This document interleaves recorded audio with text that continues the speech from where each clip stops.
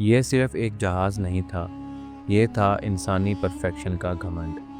Titanic دنیا کا سب سے بڑا اور انسنکیبل شپ، لیکن صرف 4 دن سفر کے بعد وہ جہاز نارتھ اٹلانٹک کے ٹھنڈے پانی میں ڈوب گیا۔ لاکھوں سپنے، 1500 زندگیاں ایک ہی رات میں سمندر کا شکار بن گئیں۔ ٹائٹینک 1912 میں British company white star line نے بنوایا تھا، جس کی لینتھ 882 فیٹ، ویٹ 46,000 ٹنز اور سپیڈ 24 ناٹس تک جا سکتی تھی۔ اس کے اندر لگژری کا ایسا منظر تھا کہ امیر لوگ اسے فلوٹنگ پیلس کہتے تھے۔ اس میں سوئمنگ پولز، جم، 5 سٹار ڈائننگ ہالز اور ایون اسکواش کورٹس تک تھے۔ 700 فرسٹ کلاس پیسنجرز، جس میں بلینئر جان جیکب ایسٹر بھی شامل تھا۔ ٹائٹینک کا کلیم تھا ایون گاڈ کینٹ سنک دس شپ۔ کیا یہ گھمنڈ اس کا سب سے بڑا سزا بنا؟ اپریل 14، 1912 ٹائٹینک اٹلانٹک کے بیچ سے گزر رہا تھا، لیکن رات کے 11:40 پر ایک لک آؤٹ نے چیخ ماری، آئس برگ رائٹ اہیڈ۔ کیپٹن نے ترنت ریئیکشن دیا، لیکن آئس برگ بہت قریب تھا۔ ٹائٹینک نے ٹرن کیا، لیکن آئس برگ نے ہل کو 6 جگہ سے پھاڑ دیا۔ صرف 2 گھنٹے 40 منٹ میں ٹائٹینک ڈوب گیا۔ 2224 پیسنجرز میں سے 1517 مر گئے۔ اور ٹریجڈی یہاں ختم نہیں ہوتی۔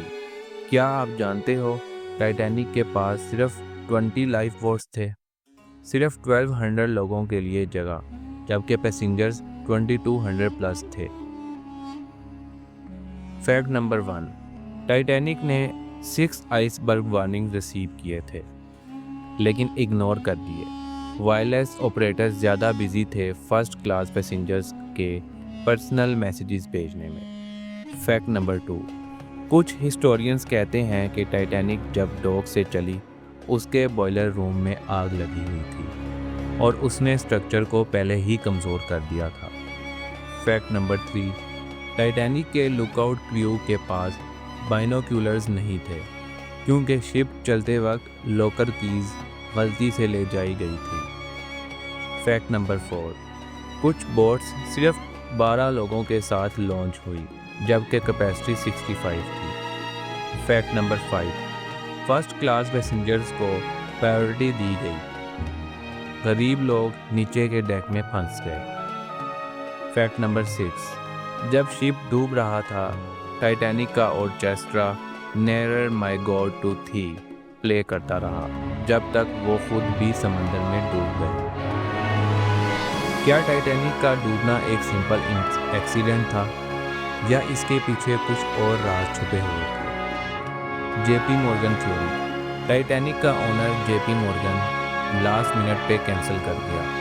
کچھ لوگ مانتے ہیں اس نے جان بوجھ کر کچھ لوگوں کو مارنے دیا تاکہ فیڈرل ریزرو کے اپوزیشن کو ختم کیا جا سکے۔ شپ سویپ تھیوری۔ کچھ تھیورسٹ کہتے ہیں ٹائٹینک کو اس کی ٹوین شپ اولمپک کے ساتھ بدل دیا گیا تھا تاکہ ایک انشورنس اسکیم رن کیا جا سکے۔